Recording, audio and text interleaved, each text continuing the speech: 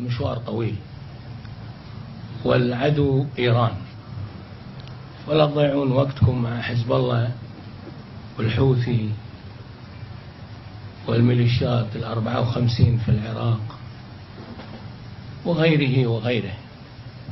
العدو إيران. لما تصير حريقة في بيت وتدق على 112 وتجيك فرق الإطفاء تنزل من سياراتها وهي يعني بمنتهى الهدوء والرزانة. أنا مريت بهالتجربة. احنا مختبين شايفين حريقة وظنينا ان رجال الإطفاء معاهم هوزات راح يركبون للدار اللي فوق ويطفون الحريقة.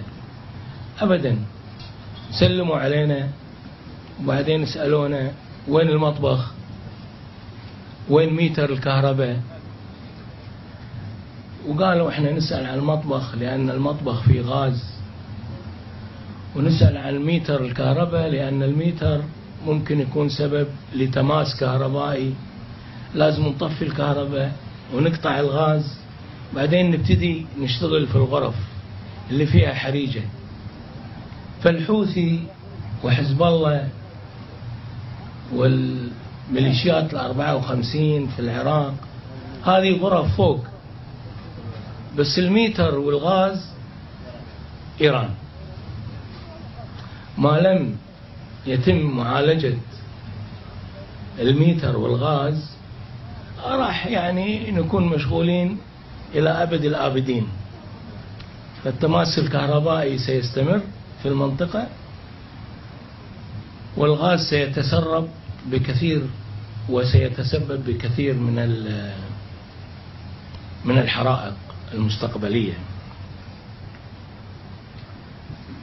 أنا من الناس اللي حذرت منذ سنوات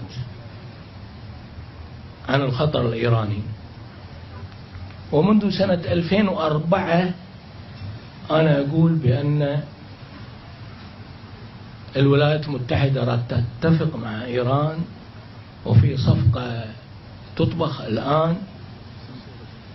ووقتها قالوا أنه أمريكا ممكن تقصف إيران، قلت لا يمكن أن تقصف إيران. هذا سنة 2004 على أيام بوش الابن.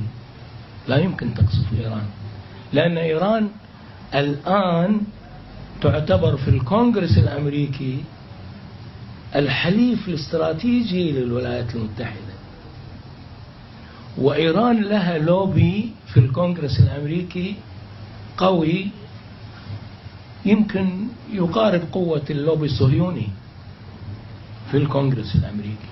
وإيران لها سفراء أمريكان يطوفون على الجامعات الأمريكية يبشرون بالدور المستقبلي لإيران. فالخطر الإيراني كبير وقادم. تو الناس ترى ما صار لنا شيء، راح يصير شيء أكثر بكثير من الذي حصل منذ كم أسبوع. كنا نتوقع الخطر الإيراني، الآن الخطر الإيراني أصبح واقع. ولذلك مطلوب أن نعرف العدو. من هو العدو؟ احنا أذكر يوم كنا طلبة كانوا يدرسوننا اعرف عدوك، ويقولوا لنا إسرائيل عدوك. صح. ليش؟ لأن احتلت فلسطين. صح. إسرائيل عدوك لأن احتلت فلسطين. كم مساحة فلسطين؟ ترى مساحة فلسطين كبر الكويت، 20,000 كيلومتر مربع. الكويت يمكن 18,000 كيلومتر مربع، يعني كبر الكويت فلسطين. ومع ذلك نعتبر إسرائيل عدو لنا. بس تدرون كم كيلومترات تحتل إيران من الأراضي العربية؟ تحتل 45,000 كيلومتر مربع. 16 فلسطين، 16 فلسطين، من خرم شهر إلى بندر عباس.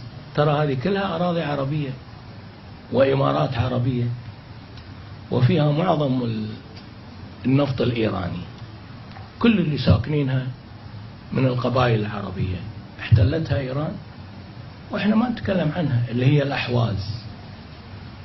الأحواز منطقة عربية، إقليم عربي، في تقريبا 10 ملايين عربي، مساحته 345,000 كيلومتر مربع، كبر فلسطين 16 مرة. فلماذا لا يتكلم إعلامنا عن الأحواز وشعب الأحواز؟ 10 ملايين نسمة، مو شيء قليل يعني. لذلك لازم نعرف العدو. إيران عدو، مثل إسرائيل بالنسبة لنا عدو، وعدو تاريخي منذ القدم، منذ الأزل.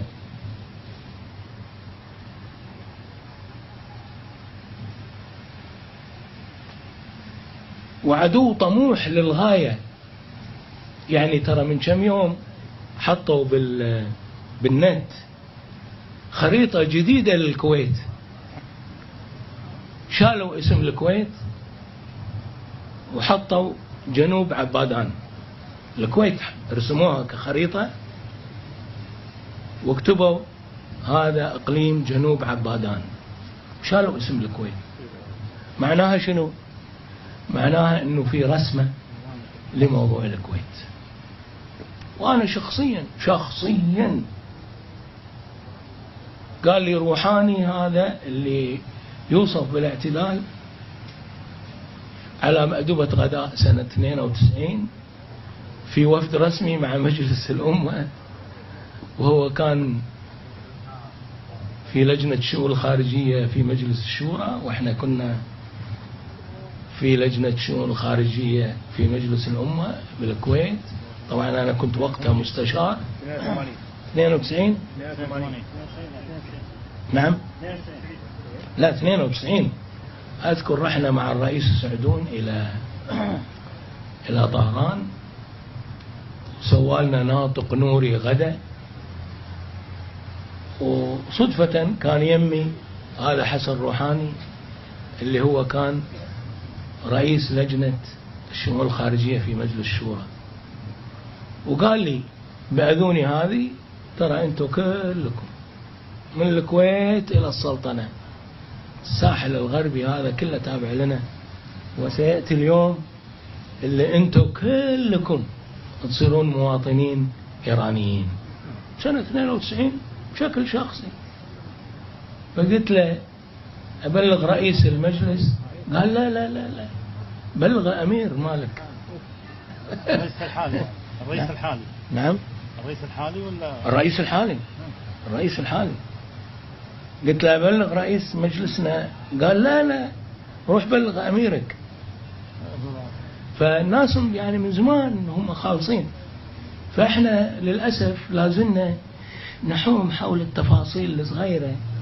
حزب الله، حوثي، كم سلاح عنده، ما أدري. لا لا لا، في سياق استراتيجي كبير لابد أن نعي خطورته المستقبلية. وما صار لنا شيء ترى حتى الآن، بعد جايينك.